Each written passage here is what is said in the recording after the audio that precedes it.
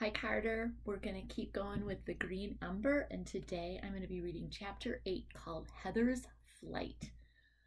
Wrigley's on my lap, so you might see his head pop up. Heather was flying. She had never put this much energy into anything. All her years of playing Starseek felt like effortless exercise in this moment of action. Her legs stretched out behind her, then rotated slowly over her head as she flipped in midair to present her feet as a weapon.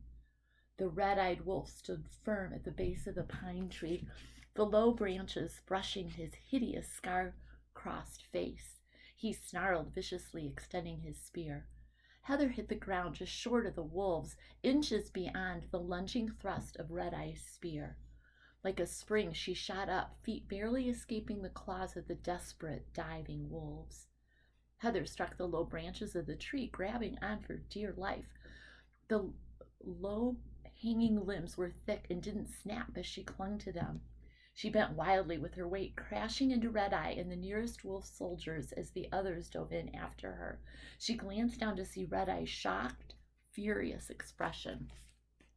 The tree was her only hope of salvation. She clung to it as teeth and spears, swords and claws sought her. The branches, having bent with her impact, now sprung out with equal force, shoving back the wolves who had waded in to destroy her. As the pine tree resumed its natural shape, shaking out its arms like a stretching giant, she held on. The wolves nearest were almost all scattered, but two of the hysterical soldiers clung on just below her. Heather didn't hesitate. She leaped into the thick of the tree, dodging blows and snapping teeth as she climbed up the pine. The two wolves recovered quickly and chased her through the limbs.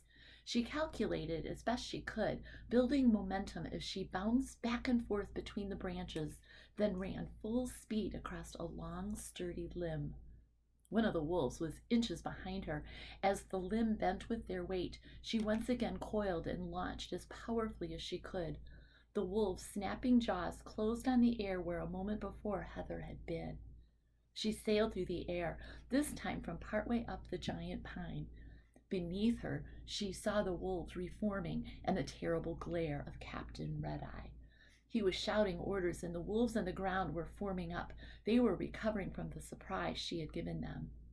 The second pine in Evergreen Row loomed before her. She landed much like she had before, though this time she was more prepared for the impact. She clung hard, but when the limbs snapped back, she used the momentum it carried to propel herself further up into the tree. She didn't stop a moment. She could hear howling and barking orders below.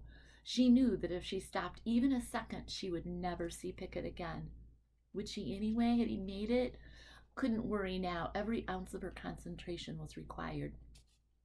Once again, she bounced back and forth and through the limbs until she landed on a long, sturdy branch and darted across it quickly.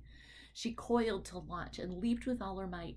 Sailing through the air between the pines again, she looked down on the running wolves. She saw Red-Eye pointing at the trees ahead and knew she needed to think fast. She landed and again held on, springing into the heights of the tree. She knew she had no chance if she simply scaled to the top. The wolves would just trap her. She had to keep going. Locating a strong, long limb close enough to the next pine, she leaped skyward. As she sailed through the air, a spear rose to meet her. She twisted, and the spear narrowly missed her. She turned again, unbalanced, and crashed into the next tree. By inches, she managed to cling to the springing branch as it reformed and launched her up into the heights of the tree. She decided to go up higher on this tree and leap to the next from a distance where it would be more difficult for her enemies. As often as she could glance at the scrambling wolves below, she did. It filled her heart with dread. They were already ascending the next tree, and Red-Eye trotted along beneath her, barking commands and looking wickedly intent. With a glance, she saw three of the wolves standing alongside Red-Eye in the gap between the tree she was in and the next one in Evergreen Row. Her heart skipped as she saw what was in their hands, but it was too late. She coiled and launched. She heard the twang of bowstrings as speeding arrows split the air in their flight toward her. She couldn't do much. Ahead of her, the tree was occupied by three more wolves, scurrying to meet her when, or if, she landed there. They climbed higher and higher to trap her. She twisted in the air, trying to move, if only a little bit, from her natural flight. 2 arrows sailed past, whipping the wind around her, and the third struck her right ear, splitting it at the top. She focused, reached out for the limbs of the next pine. She made contact, and the limbs swung low, just beneath the climbing wolves who growled and showed their teeth. This time, instead of letting the limbs spring back and carry her up again, she let go, falling lower, so that she landed beneath the waiting wolves. But they were on her in a moment. But she'd surprise them again. She scampered across the lower limbs and as fast as possible sprang down to the ground. The wolves were in disarray now. Many had lost track of her, and some were panting or wounded from the chase. Heather noticed she was cut in several places, not just her split ear, but she felt bruised all over. But she knew she couldn't stop. She stole a backward glance and saw that 3 wolves were chasing her on the ground. One was right on her heels. Red Eye. She was losing energy fast, but she leaped into the next tree, found a footing on a sturdy low limb, and zigzagged up as Red Eye lunged for her. He received a faceful of prickly pine, but recovered fast and ran along the ground. His eye never left her. One of the other wolves followed her into the tree at great speed. He barreled toward her with all his strength, leaping at her. She dove out of his way at the last moment, and he careened with a sickening crunch into the trunk of the tree. She recovered fast, striking out to snag a limb, and sprang back into a full run. The next tree was the last one in Evergreen Row, and as far as she could tell, there were only 2 more wolves after her. She climbed and ran along the longest limb that was close to the next pine, as she had each other at a time. Red Eye ran ahead, anticipating now her next move by hurrying to the next tree, but she ran full speed and stopped suddenly and dropped like an acorn from the tree. She landed right behind them. As they slid to a halt and churned in the dirt to recover, she shot off into the clearing that led to 7 mounds.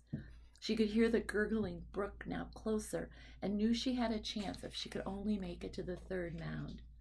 Her strength was nearly gone. She had in fact gone far beyond anything she believed herself capable of. But now it truly was the end of her energy. She was wounded and exhausted, and had been through what felt like a lifetime worth of danger in just a few minutes. She thought of Pickett, safe but worried in the cave. At least she hoped so. If only she could reach him, and if only she could fit through the small opening, they might survive. She and her brother, they could figure things out. He needs me. Just let Pickett be all right. She plunged into the woods, Red Eye and the other wolf trailing her in. For a moment she thought she saw something in the thicket ahead, but when she looked, there was nothing. Please don't be Pickett. Please be in the cave. She was finished with diversion, done with maneuvers and clever turns. She only had enough energy for one final straight run toward the cave. She came in sight of the 3rd mound through the woods, entered the small tunnel-like clearing, and hurtled toward the cave entrance. She heard the heavy footfalls behind her, felt the instinctual sense that a predator was upon her. She only had eyes for the cave entrance, which came into view before her, lit up in a blast of sunlight breaking through the branches. She stared hard at the cave's entrance, hoping and praying that she'd see Pickett's face. But there was no one there. Despair grabbed at her, but she ran on. She wouldn't look back, though the grunting, wheezing wolves felt close enough to reach back and touch. She focused on the cave entrance like it was the only thing in the world. Please, Pickett, please. Then she saw something. Face. Pickett! It was him! When their eyes met and she knew he was all right, beyond hope a last jolt of energy filled her. She sped toward the cave entrance, putting a short distance between herself and her attackers. She slowed a moment at the small entrance and turned to slide in. Rock closed on fur. Panic rose as she found she couldn't move. She was stuck, unable to get into the narrow opening. No, she cried. Red Eye and the second wolf slowed to a trot, a triumphant sneer forming on the leader's mouth. Stuck, are we? He said, glowering as he panted. The next wolf made to lunge, but Red Eye barked a short order, and the wolf resisted. Ending this little troublemaker will be my pleasure, soldier. Fall back. The wolf obeyed and trotted back toward Red Eye. Pickett shouted and pulled and dug at the walls. He was desperate to free her and pull her inside, but he couldn't move her. But Heather was incredulous. It would really end like this? No matter how hard Pickett pulled and she struggled, she knew she was truly and finally stuck. I'm dead after all that, inches from safety. Pickett was beside himself, this moment of joy turning to terror as he pulled at his sister with all his strength. He would have run out and faced the wolves himself if he could have, but Heather was stuck in the opening and he couldn't get out, even to die in an effort to protect her. He was stuck safe. It was unbearable. He didn't give up, but kept pulling on his exhausted sister, tearing at the rock to break open a path for her. But it was too late. Heather looked up wearily at Red-Eye, too exhausted now to think clearly. Was she imagining the faint hint of pity in his eye? She must have been, for when she shook her head, it was gone. He crept upon her with a cruel, gloating sneer. "This is the end, little rabbit," he growled, baring his razor-sharp teeth. "Thank you." The sport was exhilarating. Heather closed her eyes and whispered, "I love you, Pickett." But just when her eyes had almost closed, she saw a gray blur over Red-Eye's left shoulder. Her eyes shot open again. It was a gray rabbit hurtling toward them with his powerful feet coiled to kick. "Father, can it be?" Red-Eye couldn't see the gray shape because it sped toward them from his blind side. Surely the wolf behind Red-Eye had seen it. Heather waited for the powerful kick to land on Red-Eye, hoped it would come in time, but the rabbit passed the attacking wolf and stretched out his powerful feet and struck her. She felt the terrible blow on her shoulder, and everything went black.